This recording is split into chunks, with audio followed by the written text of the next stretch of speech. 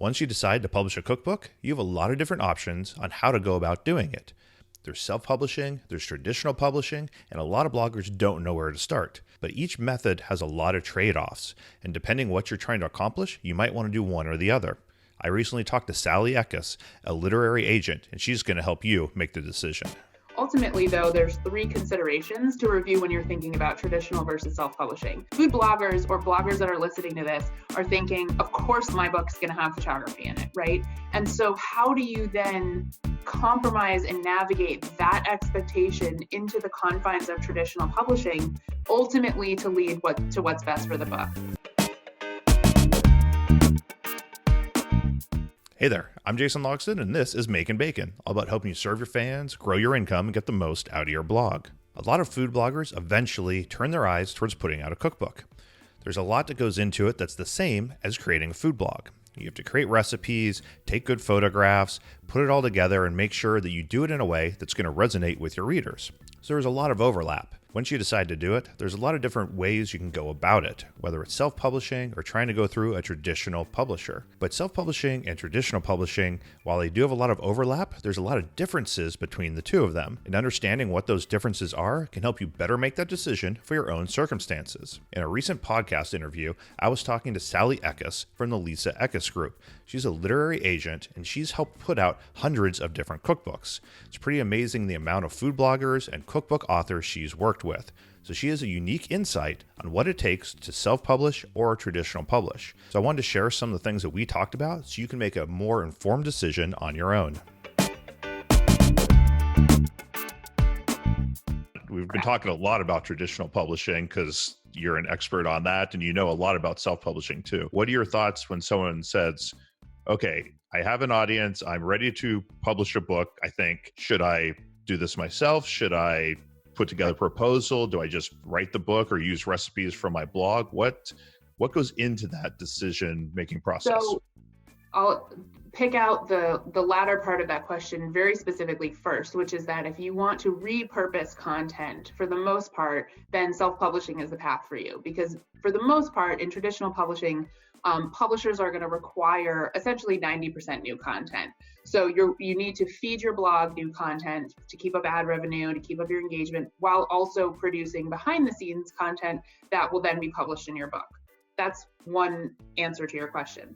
Ultimately, though, there's three considerations to take when you're thinking about traditional versus self-publishing.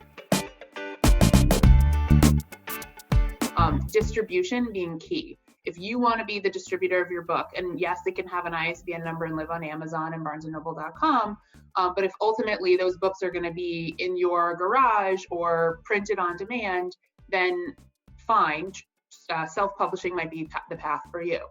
If you want your book to be sold into traditional bookstores and special sales accounts, which would be a non-traditional bookstore account, such as a cooking equipment store that has a handful of books or a paper store that has a handful of books, then traditional publishing would be the path because they have a whole sales funnel set up to support the channels of distributing your book. Certainly the financials. So if you know that you can back the funding of your book, whether it's you doing the photography yourself because you also have that skill, or working with a collaborator and developing all the recipes, testing all of that, in addition to the cost of printing, picking paper, hiring a designer, hiring a copy editor. I mean, there's an enormous value that the publisher also brings to a table from an editorial and printing and production side, then that helps determine. So if you have the funds to back the project and all of the resources, or call the Sally Ekus Group and say, hey, do you know a designer? Fine, then self-publishing might be the path for you. But if that all sounds really overwhelming and you didn't listen to a thing I just said for the past 30 seconds, traditional publishing. And then ultimately also the sort of control, and I mean that in the best sense of the word, if you know exactly what you want your book to look, feel, and embody because you know exactly what your community is asking for, then self-publishing is great. Or if you want to just play around and you have a lot of ideas and you want to test the water and say, hey, is my audience going to buy a 1995 book, or are they really looking for 100 recipes on sous vide cocktails, then fine, self-publish, test that water, use that information to then launch whatever that next thing is. However, if you say, I have this great idea, I've shaped it into a proposal, but I really want a publisher's expertise on what is the marketplace doing and how are we going to reach them successfully? And really, what should that cover look like? Because I'm not sure. Or where should we go with the subtitle? Then traditional publishing would be the path for you. And that's not to say that you don't have input in that, but you would have consultation and conversation. So really it comes down to, is it traditional or self-publishing? Think about distribution, financials, and the control of the book process.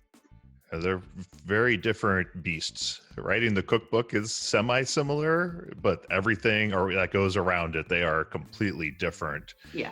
How they work. And some is good and some is bad. I've enjoyed parts of both processes, and I've been miserable during parts of both processes. Was there overlap in the joy and the misery? Sometimes. Yeah. You always, whenever you get that first book in the mail, it always makes you feel really good. Yeah. But there's definitely disagreements about how things should be structured, especially for the last cookbook I did. I wanted to use good photography. I had a lot of good photos, and they went with stock photos that didn't show the dishes clearly. And I pushed back, and they were like, well, it says in the contract you can give your opinion, but that's it. And that's where an agent can be really helpful, because we have those difficult conversations, and I would say 92% of the time they resolve really successfully. It's hard because the publisher is going to try to save as much money as possible, and to do that, stock photos often make sense. That being said, let's be real, like the food bloggers or bloggers that are listening to this are thinking, of course my book's going to have photography in it, right? And they're going to want probably at least a photo with every recipe. And so how do you then compromise and navigate that expectation into the confines of traditional publishing? That's what I spend 90% of my time doing, is working out those conversations, ultimately to lead to what's best for the book. There have been a handful of times where I've known deep in my heart that listening to the process of working that out, though it takes a tremendous amount of time, is ultimately going to lead to the best interest of the book. And that book sells really well, and it meets its audience. It finds its buyers, both those that knew of the author and new audiences. But it's a long and hard conversation, and there's no one path that's going to bring those answers to the table. And that's what's unique and challenging and fun about publishing.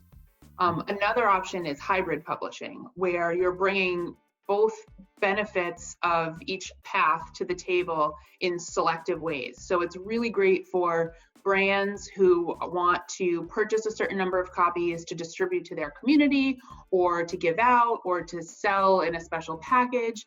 And it's sort of a way to have the distribution and shared financials while also maintaining some control and shaping of the whole process. And, that can be a great resource for people who are in a position to do that. What type of companies are involved in the hybrid processing? In some cases, traditional publishers, but not always. There are certain hybrid publishers that bring the distribution to the table, although you're paying for their services. And then in the traditional space, there are select publishers who, when a company or brand or entity is committing to a contractual buyback, will agree to print and distribute and offer editorial services for the book. But it's still, you still need to pitch and position that a certain way. That makes sense. A little bit of best of both worlds to, yeah. Especially if you have specific goals, it can really help accomplish those goals. Yeah. Yeah, and we love doing those kinds of deals because, like I said, you still need to advocate on behalf of the author or brand in their best interest, because they have a very specific vision for what this book needs to look and feel like. And the nuance of that deal can be really exciting because you're bringing two entities to the table that are both offering something really strong. That's good. They can both focus on their strengths, which is nice. Exactly. Whether you ultimately decide to self-publish or traditionally publish, one of the most important things you can decide is what are your cookbook goals. And this video is going to help give you all the information you need to really narrow down what you're trying to accomplish. It's not only going to help you become more successful, it's going to make the whole cookbook process a lot easier.